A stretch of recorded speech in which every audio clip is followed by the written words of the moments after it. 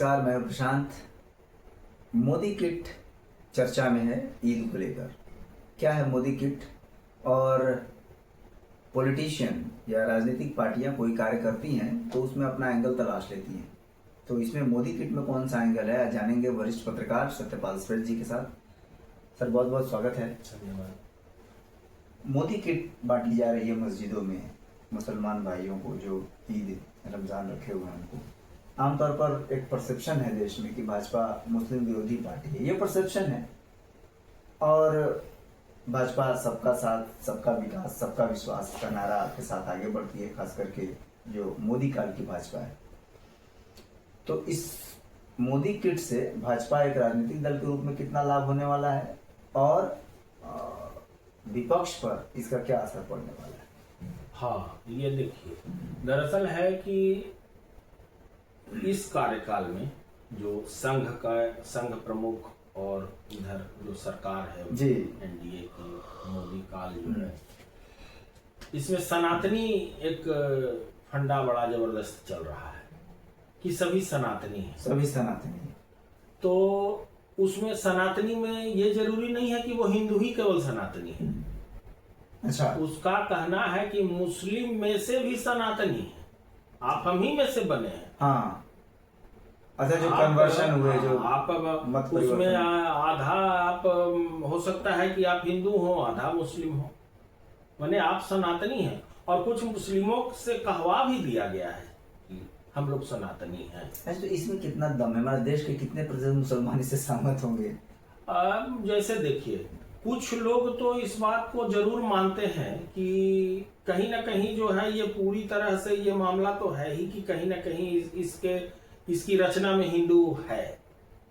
जैसे हाँ, मुस्लिम यहाँ आए जी, तो वो शादी विवाह तो यही किया। उतने तो नहीं है, करोड़ों की संख्या में तो नहीं है, जाहिर सी बात है। तो निश्चित रूप से वो कहीं ना कहीं इसी बीच से निकले हैं। तो कहीं ना कहीं उनका मूलकुल सनातनी रहा है, कोई ना कोई पक्ष सनातनी रहा। अभी भी देखिए चुनाव में जब वो लोगों से पूछने जाते हैं टीवी चैनल वाले, तो ये बात कई मुसलमान भी कहते हैं कि हाँ, हमारे 5 पीढ़ी पहले, 7 पीढ़ी पहले, 8 पीढ़ी पहले हम लोग हिंदू थे। तो ये तो कई बार टेलीविजन पर भी आ चुका है। तो ये बात तो फिलहाल हम लोग मोदी किट तो पर आए हैं। हाँ, तो उसी पर हम लोग आ रहे हैं कि अगर मोदी या भाजपा को आप मुस्लिम विरोधी मानते हैं तो फिर इस सनातनी की बात कैसे आती? उसी की बात ठीक है।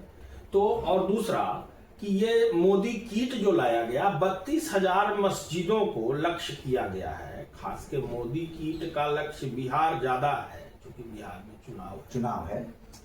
तो मोदी किट 32,000 मस्जिदों में संपर्क करके उसको वितरण करना है। उसका अल्पसंख्यक प्रकोष्ठ ये काम कर रहा है, भाजपा का।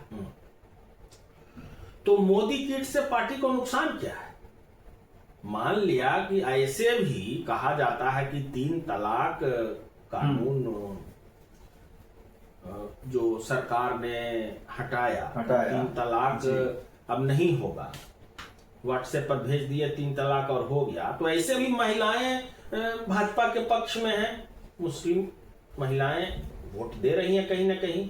कैसे हम जीत गए? संभल आप कैसे जीत गए? जी, तो आप संभल जीत गए तो निश्चित रूप से मुस्लिम का वोट आपको मिला, तभी तो जीत गए। बिल्कुल। हाँ, इसमें भले है कि उसमें बैकवर्ड और फॉरवर्ड की बात है, गरीब और अमीर की बात है, वो वोट का जो पोलराइजेशन है वो भले हो सकता है कि पासमानदा आपके साथ है, हो सकता है बहुसंख्यक पासमानदा भाजपा के पक्ष में है, क्योंकि उसका हर निर्णय ऐसा होता है जो गरीबों के हित में होता है।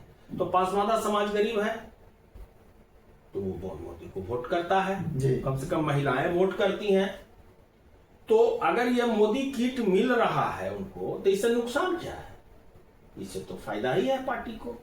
अगर भाजपा ये लाई है सगुफा कि हम मोदी किट बांटेंगे, तो ठीक है, मोदी किट लोग को मिलेगा, इसका लाभ पार्टी को मिलेगा ही। अच्छा, भाजपा को ये खतरा है कि इस मोदी किट बांटने से जो उसके पारंपरिक मतदाता हैं वो खिसक जाएंगे? क्यों खिसक? ऐसा तो नहीं है।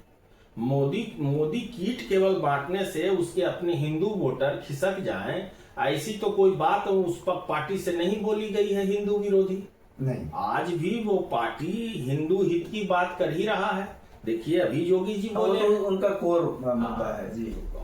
और अगर मुस्लिम उसमें जुड़ते हैं, चूंकि दूसरे लोग मुस्लिम को तोड़ने में लगे हुए हैं, अगर वो पार्टी मुस्लिम को अपनी ओर जोड़ती है तो इससे तो फायदा उन हिंदुओं को भी है, चूंकि उसके पक्ष की सरकार बनेगी। हाँ बिल्कुल बिल्कुल। हाँ, अगर इससे मुसलमान जिसको वोट करते पार्टी हैं चाह रही है कि जी। ये पार्टी बने, तो अगर मुस्लिम इसको वोट कर रहे हैं तो सौहार्द भी बनेगा और सरकार भी बनेगी, तो कोर वोटर क्यों नाराज होगा जी।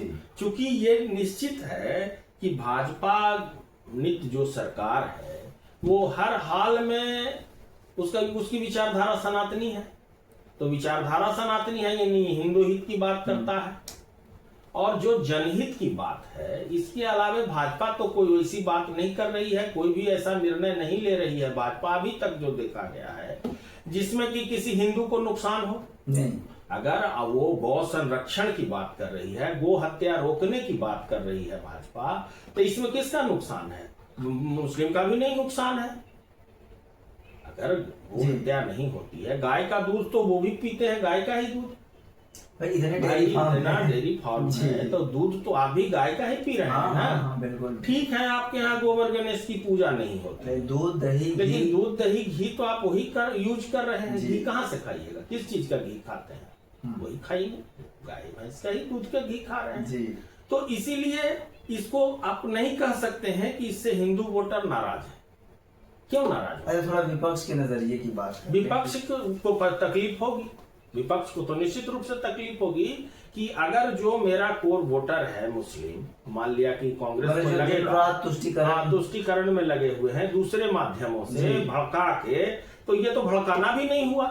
हम भाई आपको त्योहार पर गिफ्ट कर रहे हैं, हाँ। तो ये तो बड़ा माने सरल और सहज तरीका है। भड़कने हमने वाली कौन किसी सी को बात कोई बात नहीं कही, कोई भड़काऊ बात नहीं हम कहे, और हम गिफ्ट दे रहे भाई हैं। आपका त्योहार है, हम आपको गिफ्ट दे गिफ्ट दे रहे हैं। हालांकि कल राहुल गांधी भी एक इफ्तार पार्टी में गए और उसमें कुछ गिफ्ट बांटा गया जिसमें संविधान की भी कॉपी थी।